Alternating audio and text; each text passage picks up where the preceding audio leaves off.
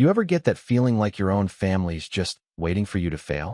Like they're watching you try something different, not because they're proud, but because they're eager to say, "I told you so"?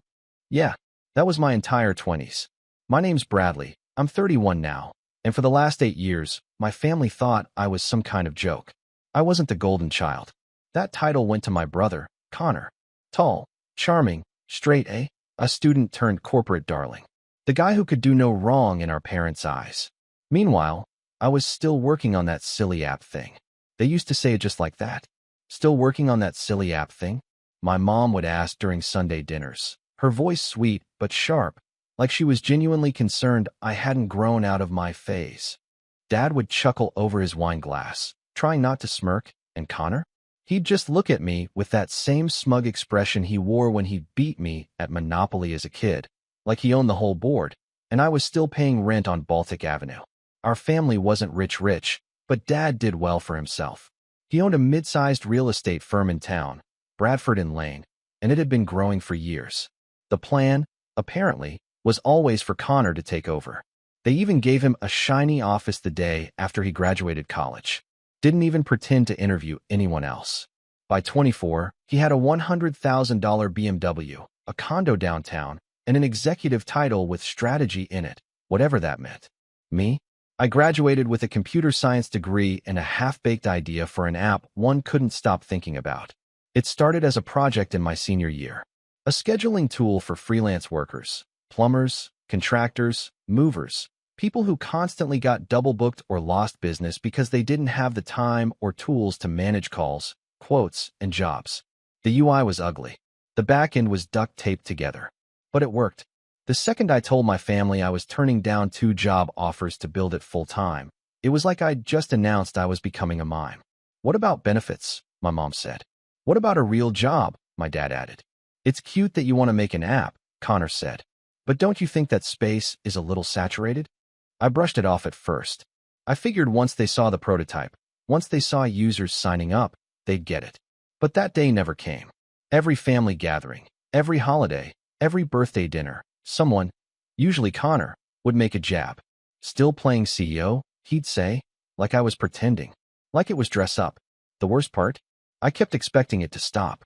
I thought maybe the first 1,000 users would impress them, or my first small business partnership, or when I moved out of the apartment I was renting with 3 roommates into a studio of my own. But it was never enough. Not when compared to Connor, who closed a deal on a 5-unit commercial building the same week I celebrated my first profitable quarter. Guess whose story dominated dinner that night? Over the years, I learned to stop bringing it up. My company, Streamline Pro, was growing slowly but surely, and I figured I didn't need their approval. But deep down, I wanted it. I wanted to walk into Thanksgiving just once without feeling like the family disappointment. I wanted my dad to ask about my work with genuine curiosity, not polite nods. I wanted my mom to brag about me the way she did about Connor, like he was some kind of local celebrity. He was on a billboard once for the family firm. She made it her Facebook cover photo for 3 years. But that Thanksgiving, the one that changed everything, that one started the same way all the others did, with fake smiles and subtle jabs. I showed up a little late. I'd been on a Zoom call with a potential investor from London, trying to wrap it up before dinner. When I walked in, Connor was already in full performance mode, telling my cousins about his latest strategic acquisition, whatever that meant. My mom waved me in, said, "Bradley, there's some room at the far end of the table," like I was the kid who showed up late to school lunch. She didn't even ask why, just assumed it wasn't important. I took my seat next to my uncle, who immediately asked if I was still doing that tech thing. I gave my usual smile and nod, trying to keep it together. It wasn't worth it to explain. Not this year. We ate. We laughed. Well, they laughed. Connor told some story about negotiating a lease, and everyone acted like it was the most thrilling tale they'd ever heard. I tried to contribute here and there, but every time I opened my mouth, someone talked over me. It was like background noise. Bradley's talking again about widgets or something. Let's get back to Connor's commercial property stories. Then came dessert. Pumpkin pie, apple crumble, and Connor's favorite moment, the casual dig. He leaned back, wiped his mouth with a napkin, and glanced at me with that same smirk I'd known since we were kids. "So," he said, loud enough for the table to quiet. "Still playing CEO?" I froze. Just for a second. It wasn't the first time he'd said it. Wouldn't be the last. But for some reason, this one hit harder. Maybe because I was exhausted. Maybe because we'd just closed the biggest deal of our lives the night before. Maybe because I knew what was about to happen, and they didn't. I didn't say anything. I just smiled, shrugged, reached for the whipped cream. 15 minutes later, the TV behind him. Dad had one of those obnoxiously large flat screens mounted over the fireplace, lit up with a breaking news headline.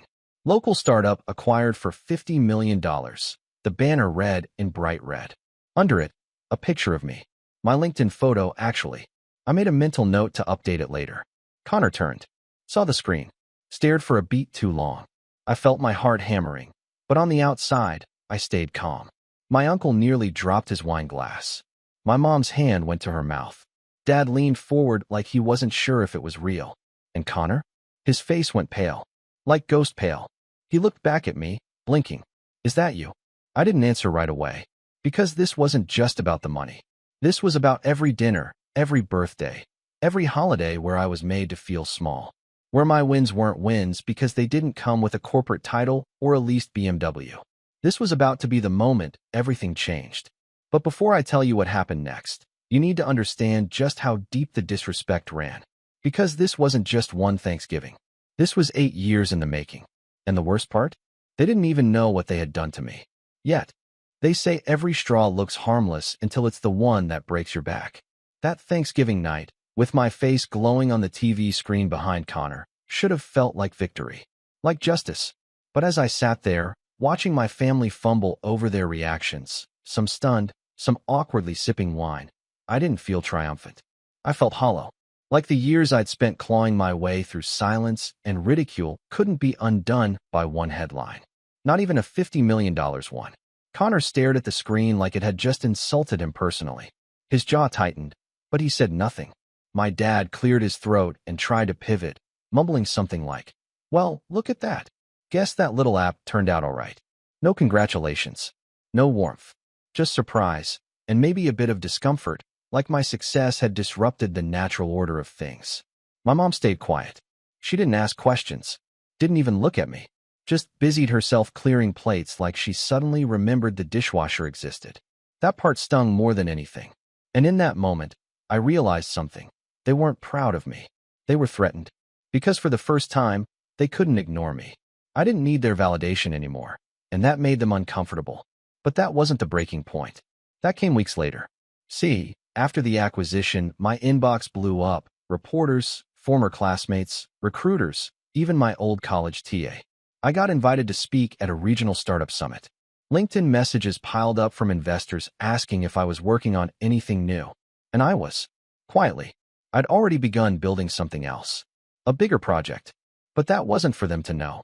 Not yet. For the first time in years, I felt light. I stopped over-explaining myself. Stopped hoping family dinners would change. I just existed without apologizing for it. But then, the calls started. At first, it was subtle. My mom asking if I could talk to Connor about a project he's working on. Because, in her words, now that you've both found your way, maybe you could help each other out. Found my way? Like I'd been lost. Like I'd stumbled into a windfall. I politely declined. Said I was busy. Because I was. But also because I knew where this was going. Then my dad called me out of the blue. "Bradley," he said, using his serious voice, the one he reserved for talking to clients or telling me I'd disappointed him. "I think it's time you consider giving back to the family. We've all supported you through the years, haven't we?" I almost laughed. Supported me? They mocked me, ignored me, barely tolerated my updates. Connor once told a room full of relatives that I was the family's resident app store. They all laughed. I laughed too back then. I thought I had to. "Dad," I said, "I appreciate the sentiment, but I'm not looking to merge businesses, if that's what this is about." He paused. "It's not about business. It's about legacy.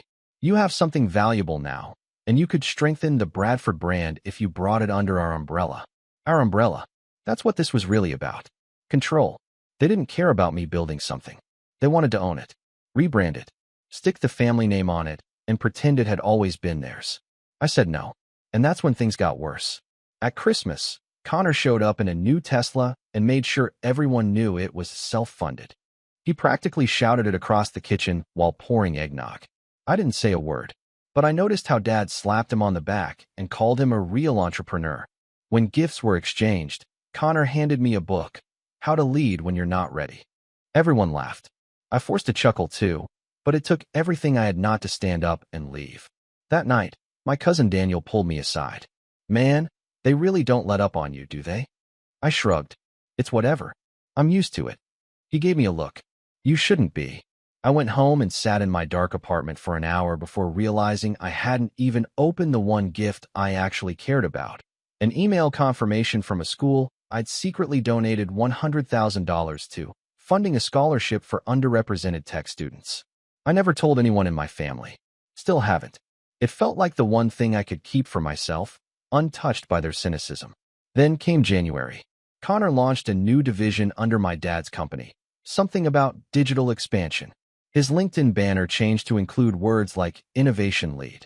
I rolled my eyes but didn't think much of it until someone forwarded me the press release. Bradford and Lane was apparently building a revolutionary software platform for property scheduling. The wording? Nearly identical to what I'd written in my original pitch deck 3 years ago. I blinked. Read it again. And again. They'd copied my idea.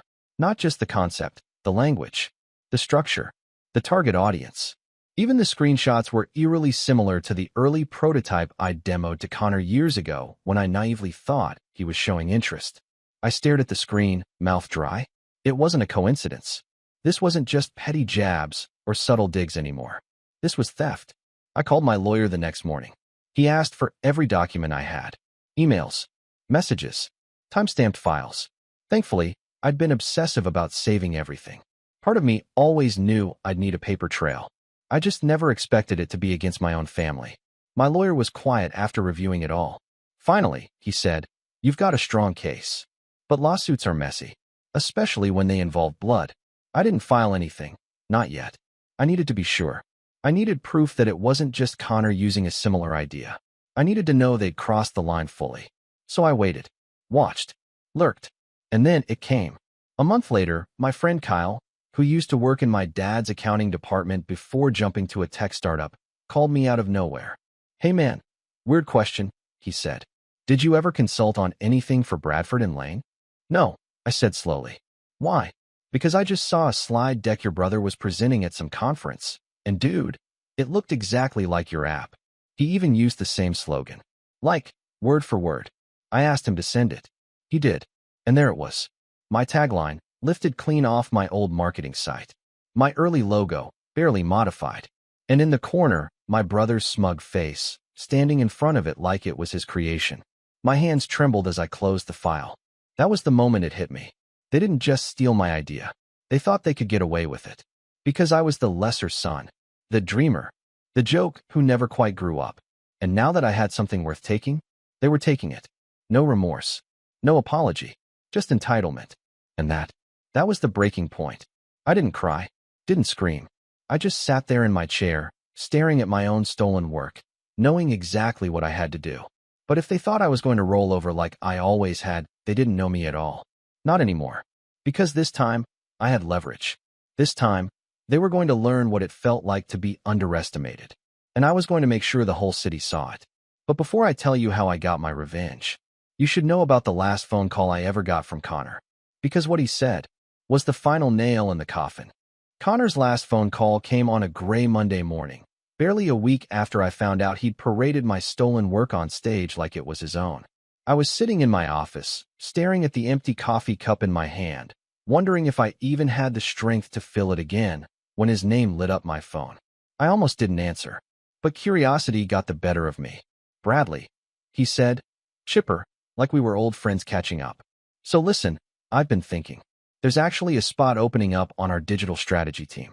Dad and I were talking, and we thought, maybe you'd want to come on board. Bring your expertise." I didn't say a word. "And hey," he continued, "I know things were kind of tense at Christmas, but this is a real offer. We'd make you a manager, maybe even director level down the line. Lot of stability." That's when I realized he wasn't just calling to rub it in. He was trying to absorb me, to neutralize the threat. Because deep down, he knew what he'd done. And he knew I knew. I forced a laugh. "Connor, Are you offering me a job at a company that just stole my software? There was a pause, then a laugh. Come on, man. It's not stealing. It's business. And you walked away from that idea years ago, didn't you? I hung up. That was the moment I snapped. Not out loud. Not in some dramatic scene. I snapped quietly. Because there's a special kind of pain when you realize the people who were supposed to protect you, build you up, will tear you down the second you threaten their ego. I spent the next 3 days in a fog. Didn't eat. Barely slept. Just sat in my apartment with the lights off, watching the ceiling fan spin. Everything I'd built taken. Rebranded. Claimed by the same people who told me I'd never succeed. I couldn't go on social media. Couldn't check my inbox. My name was still circulating after the acquisition, but all I felt was shame. I didn't feel like a millionaire. I felt like a fraud. Like I'd let them win, even with the scoreboard in my favor. Worse still, I began to doubt myself. Maybe I was naive. Maybe I should have protected my idea better. Maybe Connor was right. Maybe he was just better at business than me. That was the lowest I'd ever felt. Until the email came. It was from Sandra, the operations manager at the local tech incubator. I'd met her once at a pitch competition 2 years ago. She'd watched from the sidelines while I stumbled through a demo with a glitchy app and a coffee stain on my shirt. I remembered her because she was the only one who gave me real feedback afterward. Her subject line, coffee? The body was simple. Hey Bradley, saw the news. You built something special. If you're still in town, I'd love to catch up. I almost didn't reply, but I did. I wasn't sure why. Maybe because I had nothing else to lose. We met 2 days later at a little cafe near the train station. She smiled as I walked in, and before I could even sit, she said, "You look tired. Like found out your brother is a snake tired." I blinked. "You heard? Bradford and Lane just pitched your app to one of our startups last week." One of my interns recognized the interface immediately. Said it looked like Streamline's twin. She narrowed her eyes. "You didn't license it to them, did you?" I shook my head. Sandra leaned back, arms crossed. "Then it's time you remind them who they're dealing with." That conversation lit something in me I thought I'd lost. She offered me a space at the incubator, free for 6 months. Said they had developers and designers rotating in and out all the time, and if I had another idea, she'd personally help me source talent. "You already built one success," she said. "Now build one they can't touch." That night, I went home and dusted off an old notebook. Inside were sketches for a new platform, one I jotted down back when Streamline was still in beta. It was bigger, smarter, rooted in the same space, but with a broader vision. I called it Relay. Where Streamline helped small businesses manage jobs, Relay would help them scale, automated quoting, invoicing, CRM, analytics, everything in one ecosystem. A full-stack growth engine. But this time, I wasn't going to build it alone. I started showing up at the incubator every morning at 8 a.m. sharp. Sandra introduced me to Lila, a front-end wizard who could prototype faster than I could describe the feature. Then there was Marcus, a back-end guy with a soft spot for optimization. We clicked instantly. I didn't have to explain why this mattered. They got it. And more importantly, they got me. The first few months were a grind. I poured my savings into the prototype.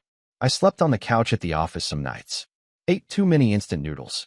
There were moments of doubt, days where bugs wouldn't fix, or partners ghosted, or I woke up wondering if I was just running away from a fight instead of facing it. But every time I felt that pull, I remembered Connor's voice on the phone. "We thought you might want to come on board." And it lit a fire.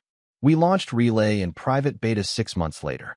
10 businesses signed up, then 30, then 100.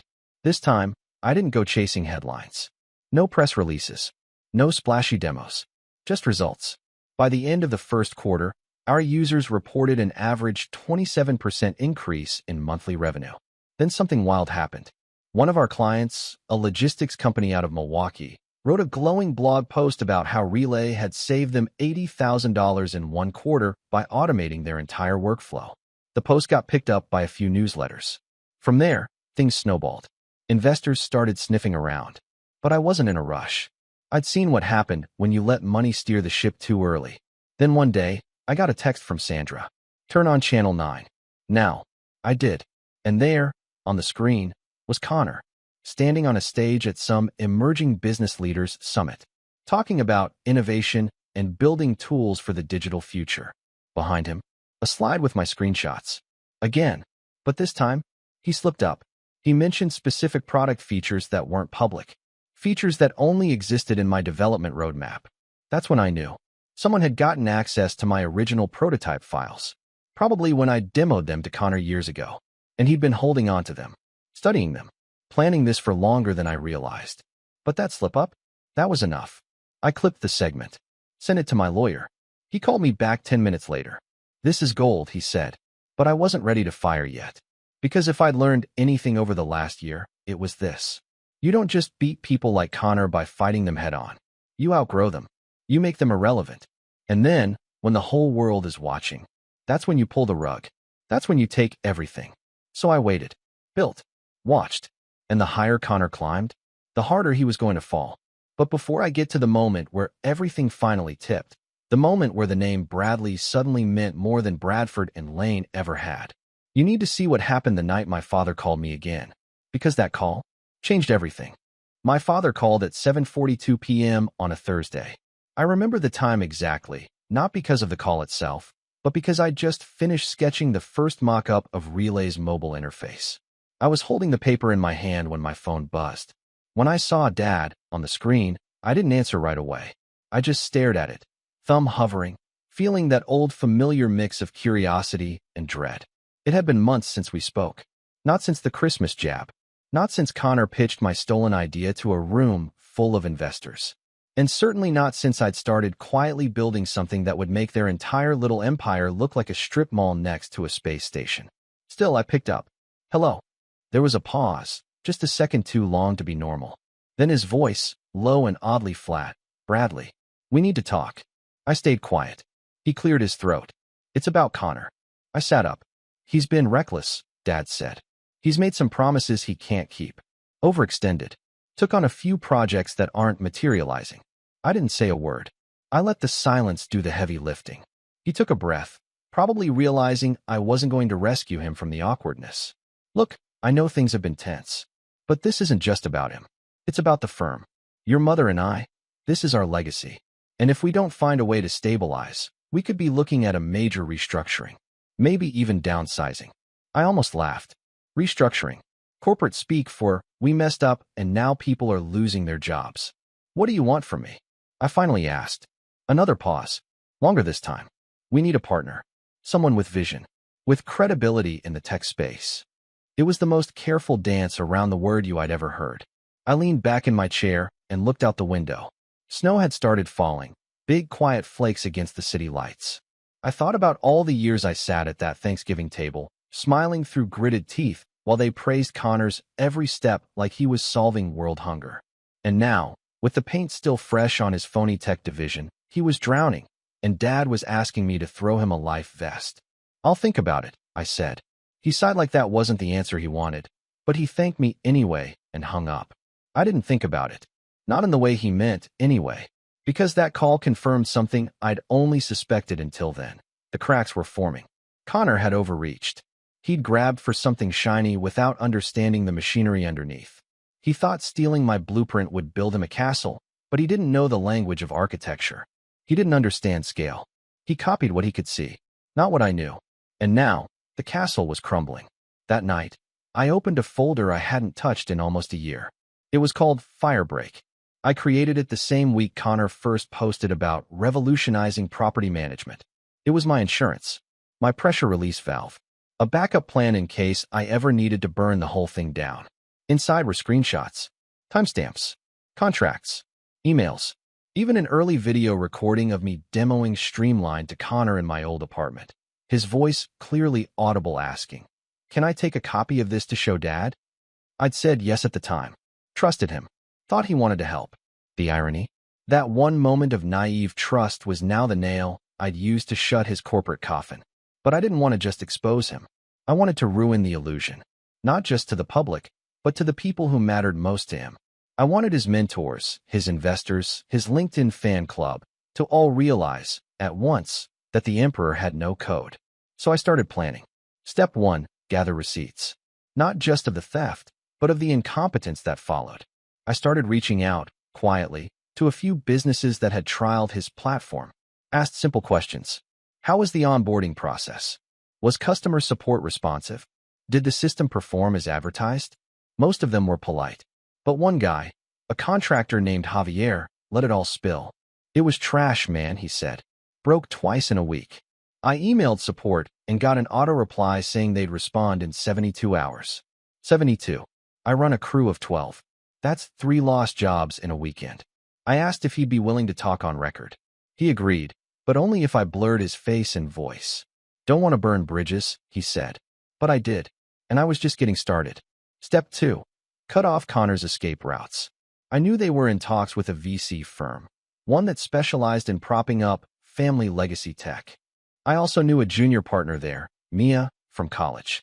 We weren't close, but we'd been friendly. I sent her a message.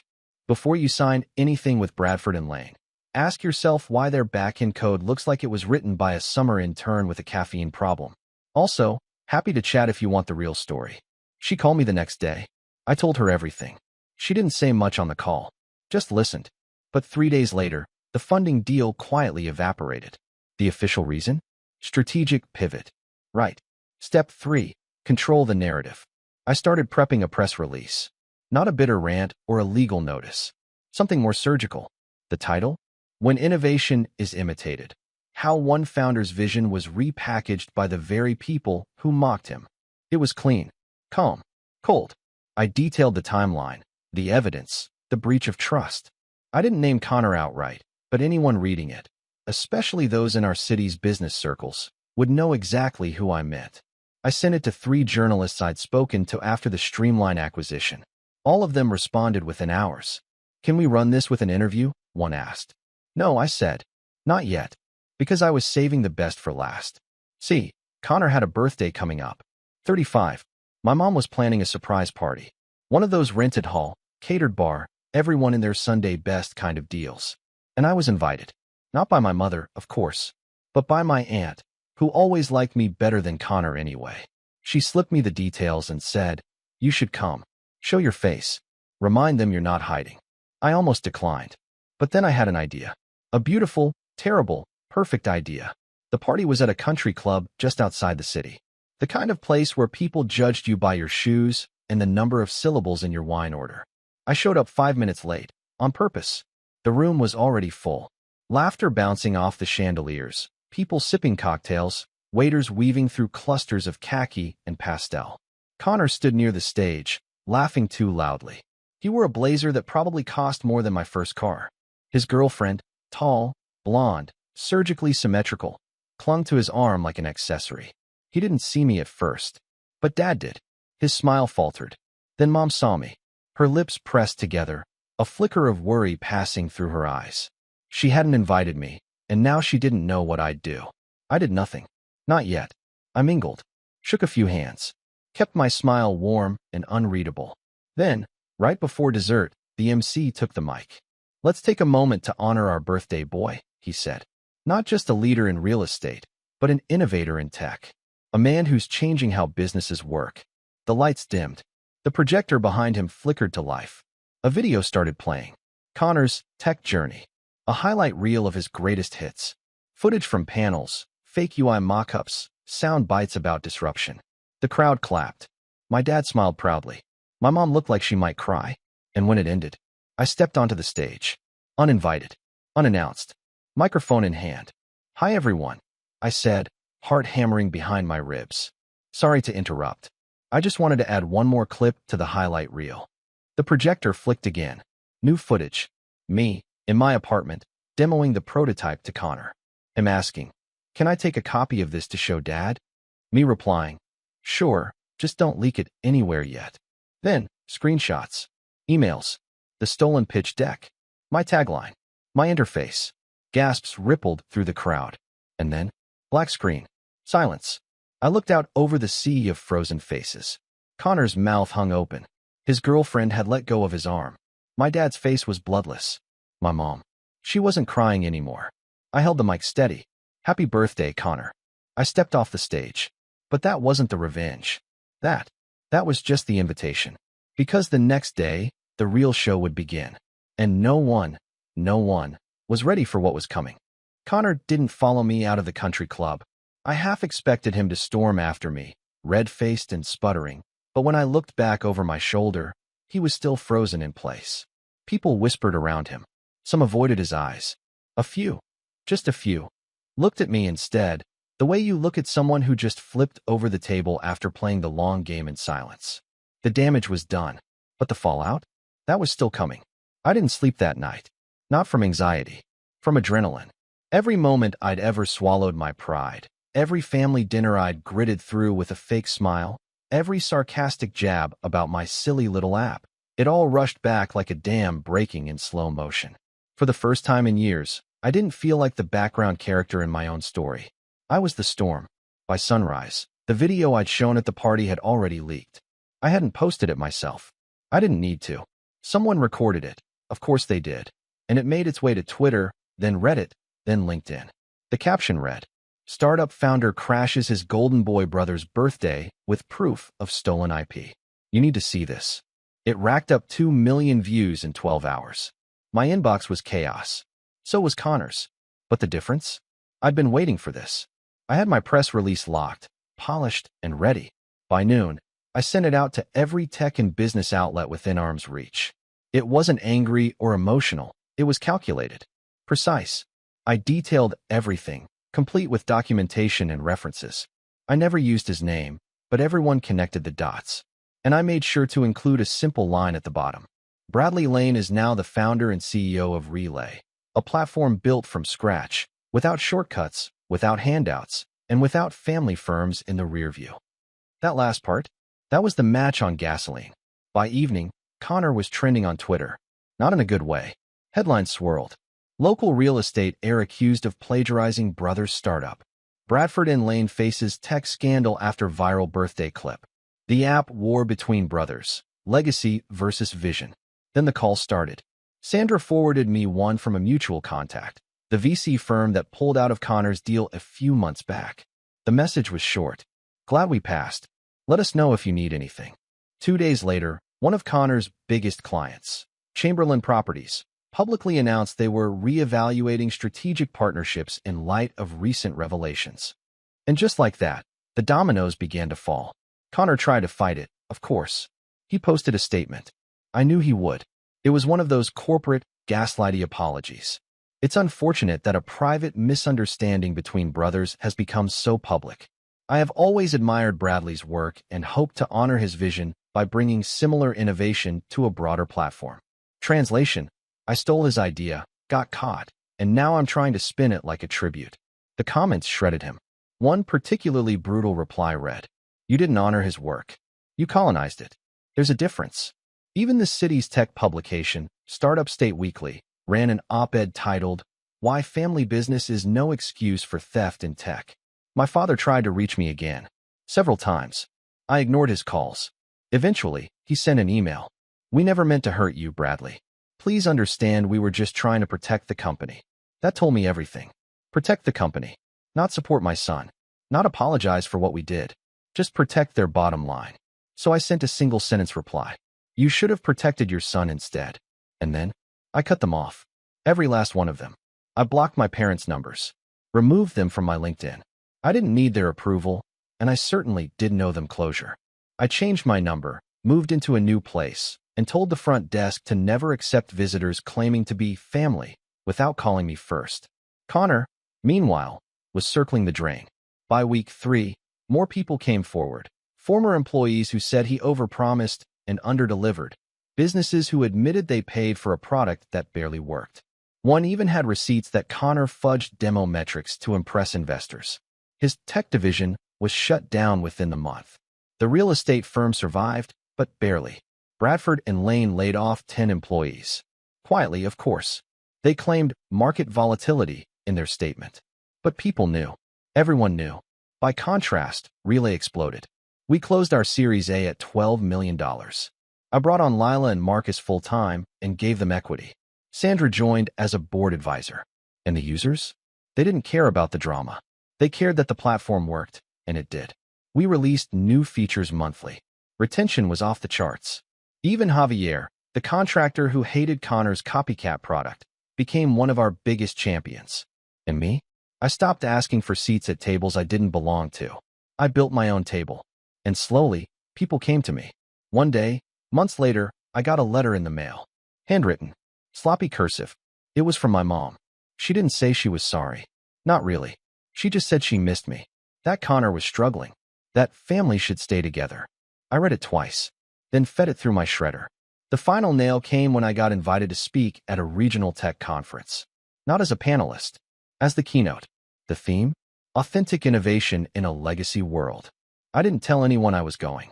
I just showed up. Wore a simple blazer. No flashy graphics. No entourage. Just me, a microphone, and my story. I talked about what it meant to build something real. How lonely it was. How painful. How sometimes, the people closest to you become your biggest obstacles. How you have to keep building anyway. The crowd gave a standing ovation. Afterward, a guy in a gray suit approached me. Mid-40s, expensive haircut, strong handshake. I used to work with your brother, he said, not unkindly. He was always loud. You. He gestured toward the stage. You're quiet, but you build earthquakes. I smiled. I prefer tremors that don't stop. He laughed and gave me his card. Call me if you ever want to go global. As I walked back to my hotel, I thought about every version of myself they tried to erase. The dreamer, the coder, the fake CEO. They thought they could mock me into silence. But all they did was sharpen my edge. Revenge didn't come with shouting or fists. It came with focus, with patience, with building something so undeniable, so airtight, that the only thing left for them to do was watch it grow. I didn't need their name, didn't need their firm, didn't need the family. I had relay. I had proof. And for the first time in my life, I had peace. I didn't win because I fought back. I won because I stopped asking for permission to exist.